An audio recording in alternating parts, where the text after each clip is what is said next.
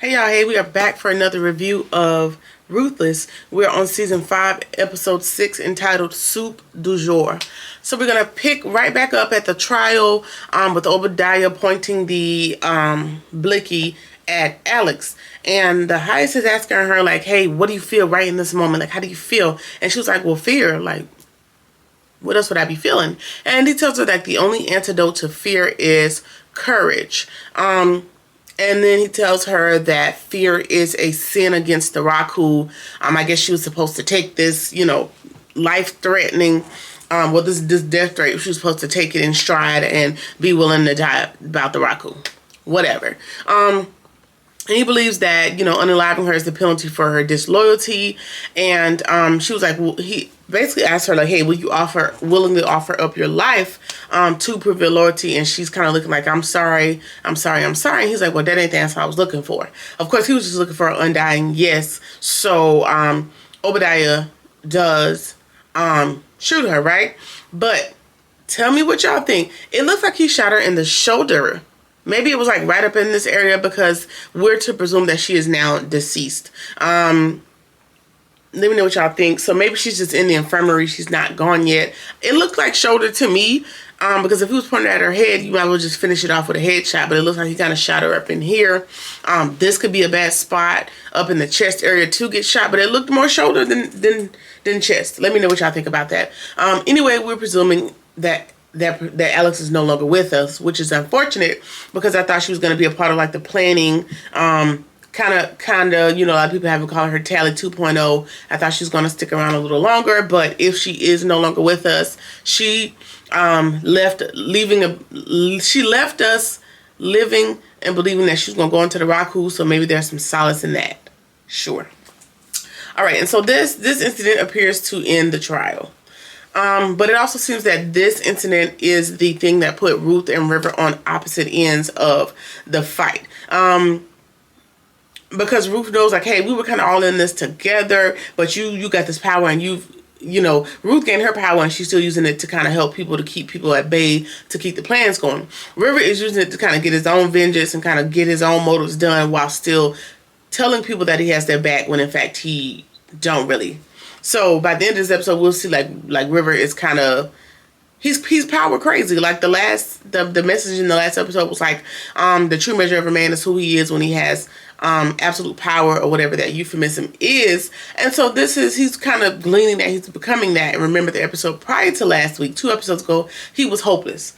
Especially once the highest got done with him again, and he just happened to luck up into some power. And now he wants to hold on to that by any means necessary. But however, he's not using those powers for good. All right, so this is where they come to a head, and he is willing to take the stakes up higher, because Ruth is talking to him. She's like, listen, this is too far. Like, you're not doing what you need to do with this power. And he's like, I'm willing to raise the stakes, even, to life or death type situations. So it is what it is. So we're assuming all bets are off when it comes to River and Ruth. We're no longer on the same side. And, I hate to see the Rat Pack break up, but this is where we at. Now, there was never a time where I saw that Joan and Ruth were going to be on the same team, and River, be ousted out. But here we are again.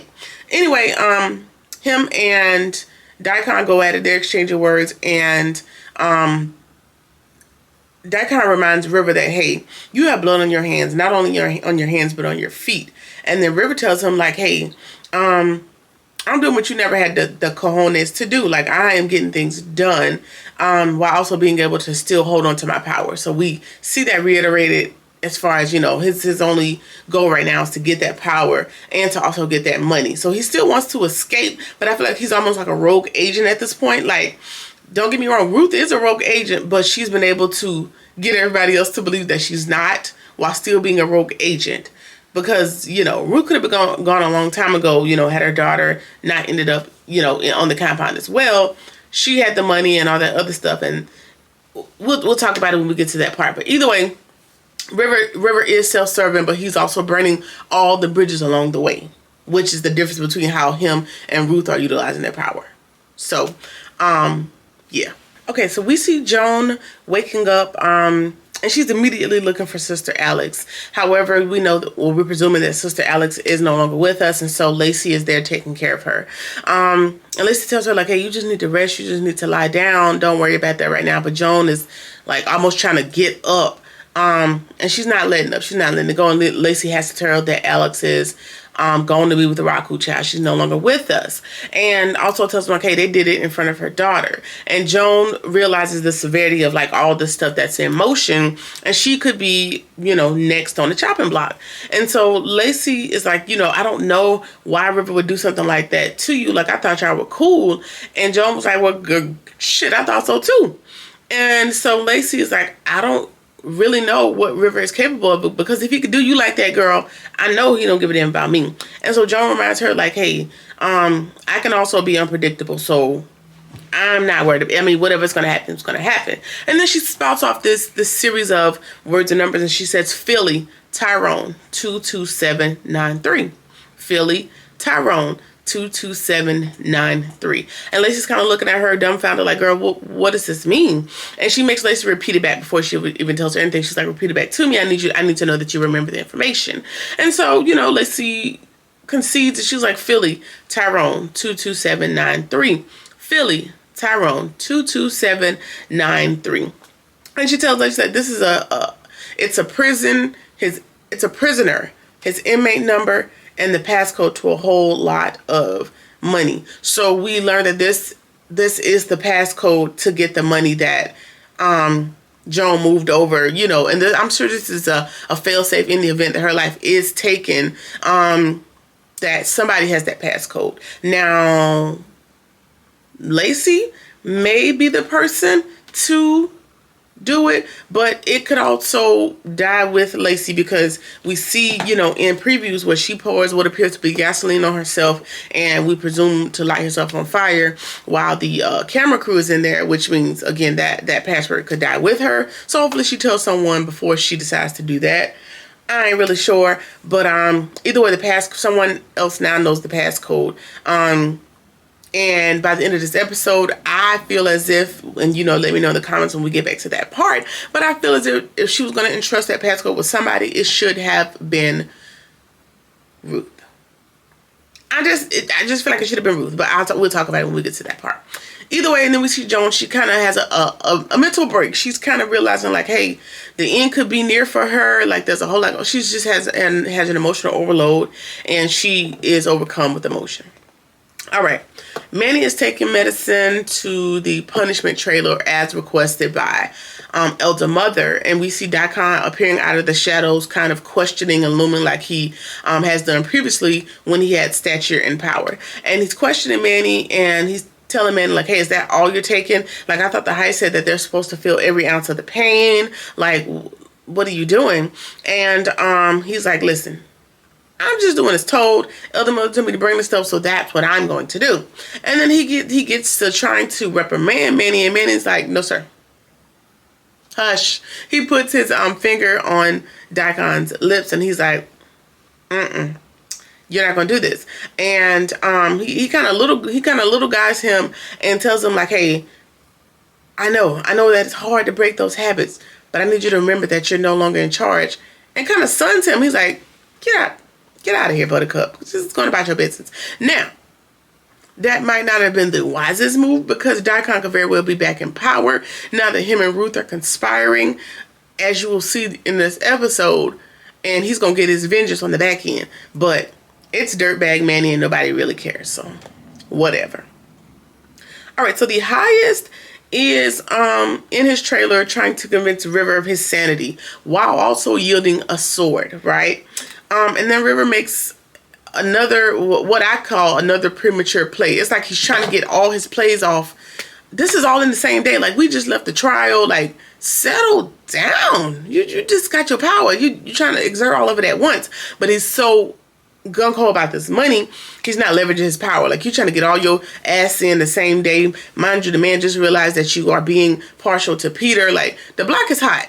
Either way, he's going to make another premature play, and he asks the Highest how they're doing financially. And he's like, the Raku is providing, we're doing well enough. And then he offers to look after the money while Joan is laid up in the infirmary. And then Ruth walks in that moment because, you know, she's got that insight to know, like, there's some scheming going on and she needs to be aware. And she's there to send a message from this baby child, this baby that doesn't exist. And she tells the Heist that her son is proud of River for his great display of justice and wisdom and faithfulness to the Raku on today. And she offers to host a supper to celebrate not only the Heist and his all-knowingness, but the new regime, which would also honor River. So we know that there's a plan in that offer, of course. Because the gloves are off. Like, we all just basically trying to unalive each other at this point. Again, for self-serving reasons, even though the ultimate goal for everybody that's scheming is to get the hell out of here. So you do better in numbers. But River kind of dissipated that, of course, with his reign of terror that he's on. All right. Lacey's pacing back and forth in her quarters when Ruth goes to her. And then she tells Ruth, she was like, girl, I don't think I can keep up with this crazy act for long. And Ruth tells her, like, hey, being crazy is going to make you untouchable. They, you know, we go easy on the feeble-minded, so I need you to keep it going. So what we learn here is that crazy act has been an act. We never see when Ruth told her to do so, but we see that she is acting out of her mind. However, my belief is that she is going to be acting this way for so long, she's going to become that way very shortly.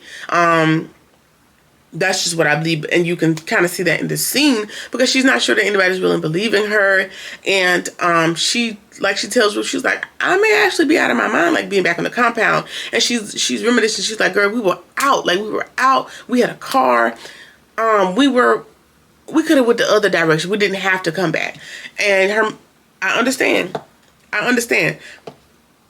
but if her was off the compound, you would just have to come get me. You'd have to catch me by the roadside. You're going to have to gun me down in the woods. Maybe I had to meet a similar fate as Aaron's wife, whatever it is. But whatever you do, you're not taking me back. You're not taking me back through the strip club, Stevie. You're just not going to be able to do it. I'm just saying. Either way, she believes that she's starting to believe the act herself. And Ruth has to literally slap her back into submission like, girl, calm down. Calm down. Didn't you say he was a bad bee? She's like, yeah. I did say I was a bad bee. And she's like, well, live it up. You know, a bad bee got to do what a bad bee got to do. And this is what we got to do for right now. And then she tells, Ruth tells her, like, again, like, hey, the mentally challenged are, that's going to be a way in to get next to River. Because he has a history of, mentally challenged people in his family, and so he is going to have a soft spot for Lacey. I guess that's going to be the backdoor way to kind of get close to River so that they can take him out, as far as like out, not out of his seat, like off the map, you know what I'm saying? And so now they're working to get close to River so that they can take him out. All right. We're in the punishment trailer, and we see Lewis and George have not gone on to be with the Raku. Now one of them was without both eyes, that's being Lewis, and George has lost one of his testicles. So I guess the Heist did not chop off his member. So, you know, praise be to Raku for that, right? But he did saw off one of his testicles. And scientifically speaking, I guess, you know, men can live without one or both testicles. So no big deal there. Except for the fact that he may have bled out without medical attention. What else? And so the Heist is, I mean, not the Heist, Elder Mother's in there giving him some first aid. Finally, she's not rubbing dirt into any wounds like she did with Joan. And then she tells Manny, she's like, how you healing up? And he was like, you know, I'm okay. Because remember, Zane used I don't know what the device, some device that she inserted, because we know that Manny is a R-worder to the women on the compound. And so to stop him, she sliced him up during his insertion. Got it? Okay. Anyway, he's still healing up from that. And then she tells Manny, she was like, okay, you don't have to show me or whatever. Very good, because I heard River is thinking about making you his right-hand man. And so now he's looking like, me? Because they really don't, there's no connection between the two of them that would make him that. But, I mean, George and Lewis are out of commission, so you're kind of the next dummy in line. So, congratulations, I guess. All right. River is waiting for Daikon in his trailer. He has packed his bags up for him and got him sitting by the door. And, you know, he wants to give this impression to Daikon, like he don't care about nothing. Anybody can get it. And he tells him like, hey, when Alice got shot, I was sad for her, but the blood from her, it was warm at first, and then the colder the blood got, you know, outside of her body, the less I really gave a damn. Now, I don't know. I just kind of feel like it's an act. Like, I feel like he's giving bravado, but he don't feel it, because he got tears at certain places. Even when he had to shock Joan, he felt bad about having to do it. Like, there's a soul in there, which it is, but you don't got that raw dog in you like Ruth got, while also being caring. If I'm making sense, you know, drop it in the comments. We'll talk about it. Either way, he uses some metaphor about a lion. Once he realizes that he's not a cub anymore, the only thing that people are worried about is his prey.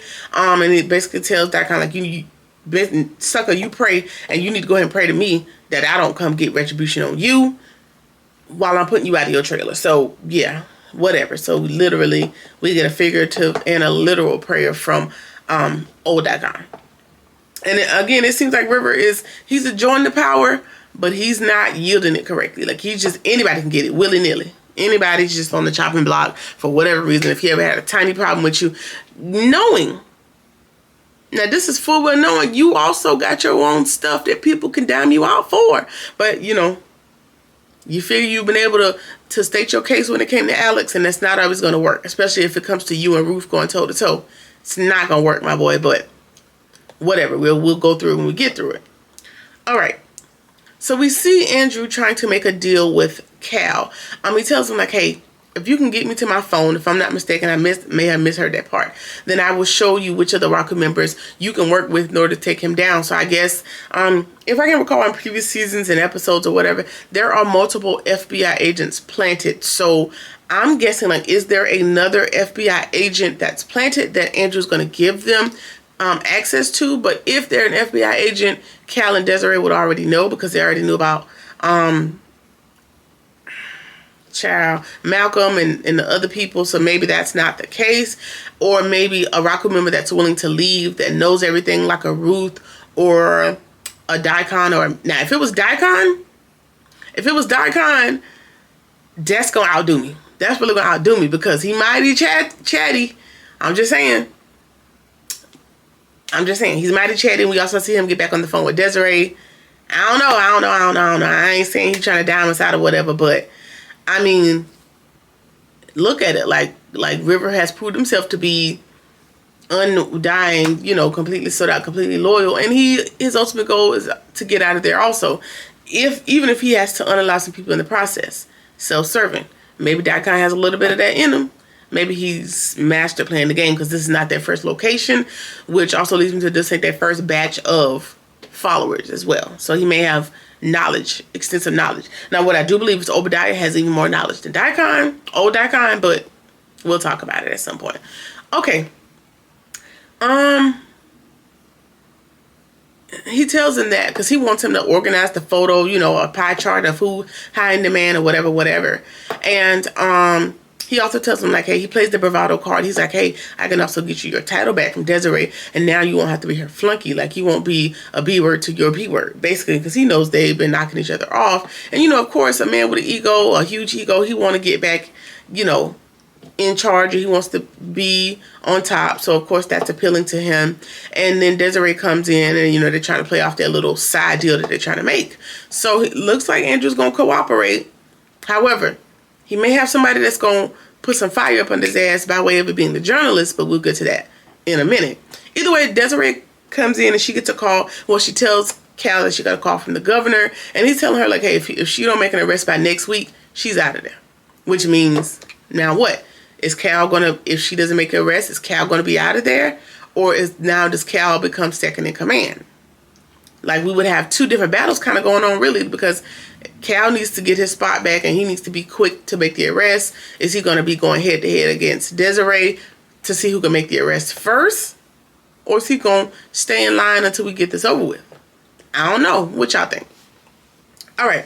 Then the journalist lady Don't have her name yet, but she comes in and she's telling Desiree that she is going to be the one to help her stay on the case. So I guess they're going to work together again. So they might be like Andrew and Cal over here, and then we got journalists and Desiree on this side, and we both try to come to the same conclusion within a week's time. That will be a good battle to see.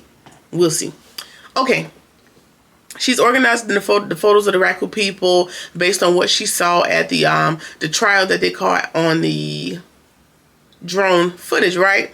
And Andrew's like, well, what are you doing? Like, that's not the hierarchy. That's not how this works. And she was like, just like a typical man, y'all are underestimating underestimating the power of the women as usual. And I guess she was able to see like this hierarchy and this dynamic at this trial, like who's sitting where, who's giving shots, who's, you know, all this other stuff. And so the hierarchy is different than what Andrew is either unaware of or unwilling to admit at this point. So Miss Journalist Lady might be putting us on the right course, because Andrew is probably looking for a man that's going to be the one, and it's probably going to be a woman. Whatever. Okay. River's giving the Heist a massage, and again, he is still asking about proper accounting. Again, too much, too soon, in my opinion. And then, you know, the Heist is like, you know, things have been weird since Joan took over from the other elder mother, the one that got unalived some seasons ago. And then he gives a hint, like, what if I could tell you that there's more money that may be missing than he thought? And then he tells him, he's like, well, how do you know? And he was like, well, a friend of a friend is now an enemy. You proving your allies. So you're talking too much, because a friend of a friend is now your enemy. Before they were your enemy, y'all was click tight. You see, so that could lend this case to your disloyalty. And now what makes me think you still not disloyal, if the Heist is thinking. But what I will say here is that the Heist is very flip, like his mind is very feeble. Like anybody can come to him with an idea and he takes it on as his own or as a vision or implements it. Like he can be moved in a million different places, a million different ways, especially when he's not on his medication. Whoever he's speaking to right now has the greatest ideas. Whoever is standing in front of him talking. So I don't know. Either way, he wants to go after Joan for that passcode so he can get the money. However, that is going to put Joan in the way of that sword. And so again, he's over talking and not realizing the psychopathy that is the Heist's brain, because maybe he thought the Heist was just going to go in there and demand the passcode, but he's not. He's going to yield that sword to get what he wants out of Joan. And again, you underestimated his reach and how far he's willing to go to get what he wants. Okay. Obadiah goes to the punishment trailer, and him and Elder Mother are kind of gloating over the Heist's most recent work, being George and Lewis. And it seems like he's there to get some information from one of the guys, and I'm assuming it's George because he asked for George specifically. But I don't think we ever really get into what that information is. But my guess is going to be that it's more information about Ruth, because her name came up when they got caught, and he's got his good eye on Ruth. I don't know if he's got his good eye on River. He should, but I don't know if he's got his sights on River just yet. Okay. So the journalist tells Desiree that she wants an interview with the Heist. I'll help you out. I'll do what I need to do, but in exchange, I want, you know, she wants this Pulitzer Prize, National Geographic, or whatever the title is, the award is. She wants some kind of acclaimed status in journalism, so this will be a very good story to cover. And so and Desiree's like, well, what's your motivation? She was like, just like all of us, the children have moved me deeply to get involved. You know, but I'm also going for the big fish. So what you trying to do? And then we see an attorney show up to speak with Desiree, and he's there for his client, Keshana something jigger. So that's Keys. Keys is the girl that got arrested, that was in the shootout with them, that I don't know if she shot some agents. I think she shot some agents. She's the cartel lady that got caught with the others who got away, right? So he's there to defend her. I'm sure the gang sent somebody back to speak with her so we can try to work on her case, get her up out of here. Okay. Obadiah goes to Manny, and he heard that Manny said he's going to be taking the second in command position once River offers it. And he's like, yeah, That's, I don't know how you know, but yeah, that's what's going on. And so Obadiah tells him, no, it's not a good idea. I don't want you to take the job. And he was like, well, what are you talking about? And Obadiah is like, question for you. Who has been in the woods for 2 weeks collecting who's been in the woods for the last week collecting drone footage? And he was like, drone footage? Last week? What you talking about? So he's unaware. He has lost.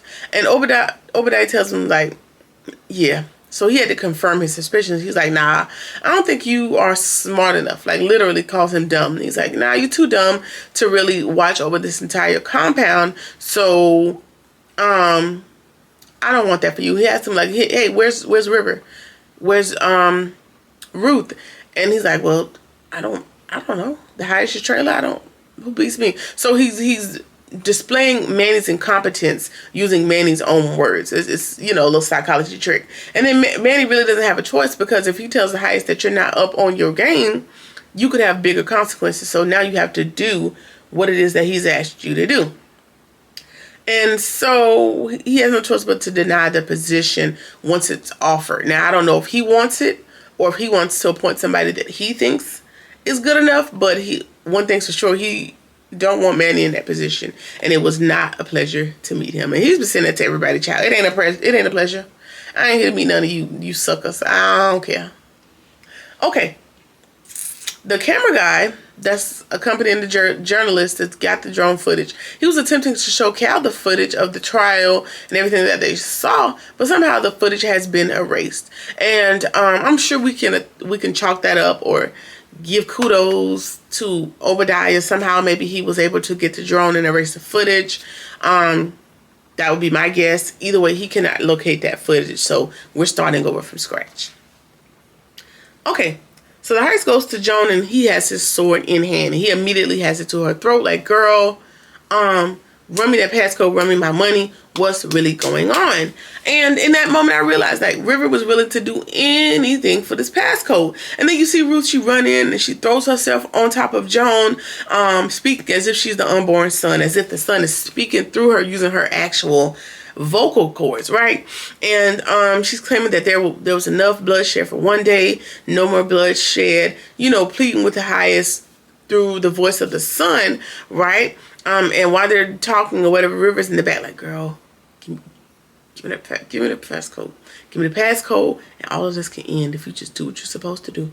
And Joan is looking like this man not gonna leave me alone until I give him this passcode, right? And so, the heist storms out. He believes it.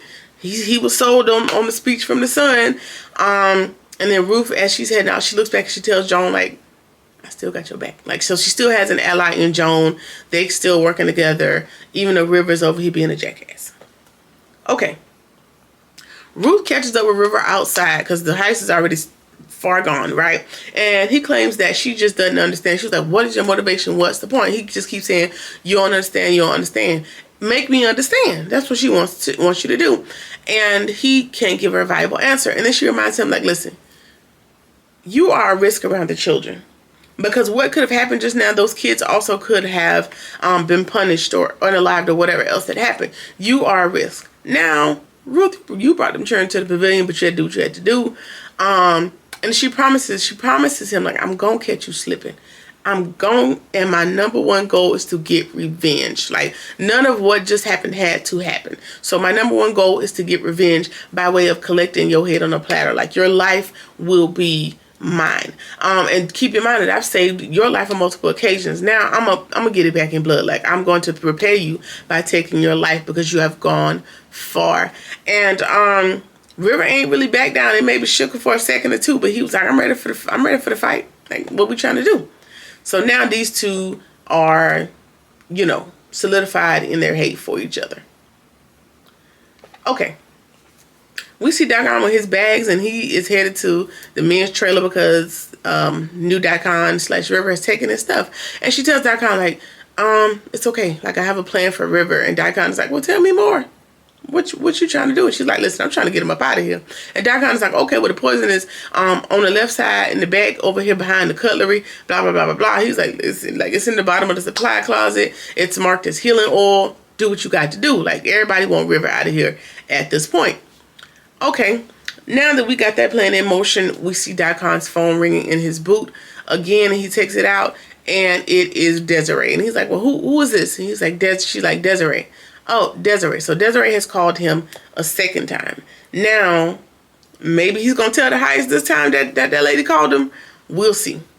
I don't know. I just can't buy that Daikon is a mole or a rat or whatever you want to call him. But stranger things have happened, so we'll see. All right, River's talking to Elder Mother. You know, they're just small talking. And he claims that, you know, he can't trust Ruth, and they're just commiserating over not being able to trust Ruth. And then she tells him, like, yeah, Ruth put me out of my kitchen so that she can prepare that special meal just for you today. And now he's on to her, and he knows what Ruth is up to as far as being in the kitchen. And, you know, she's trying to get rid of me. She already told me she's going to unalive me.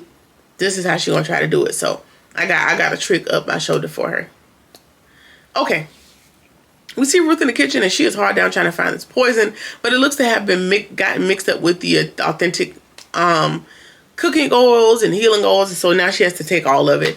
And then Elder Mother rolls up in the kitchen, and she is there to protest because she wants to be able to make the meal for the highest and River, and she's not taking no for an answer. And then she claims that the highest is the one that sent her back to the kitchen, quote unquote. Yeah, right. And then Obadiah walks in, and she tells Obadiah, you know, bring the kids to the pavilion. And we'll get there.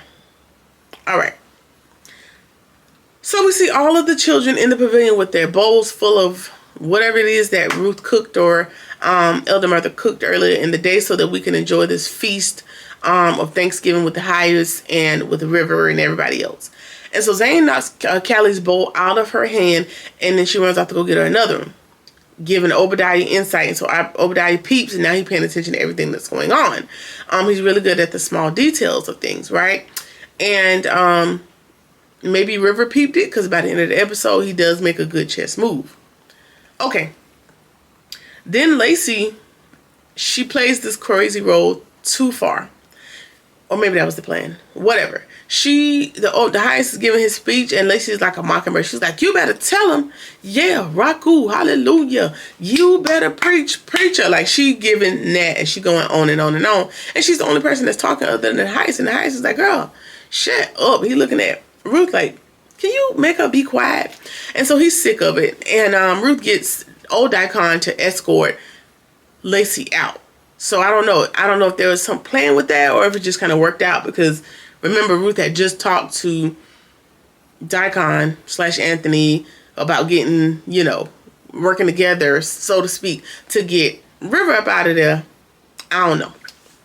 Either way, Ruth tells the highest, like, she's feeble. She's off her rocker, so don't pay her no mind.